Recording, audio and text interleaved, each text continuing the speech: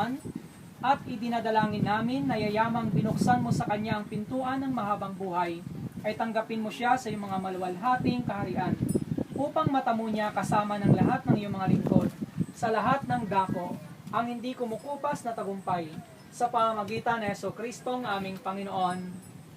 Amen.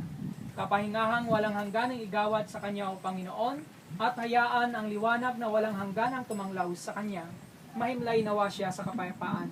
Ang kanya nawang kaluluwa at ang kaluluwa ng lahat ng sumasampalatayang namayapa sa awa ng Diyos ay mahimlay sa kapayapaan.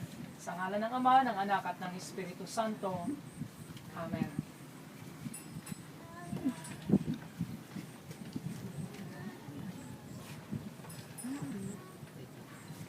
Ang Panginoon ay sumainyo.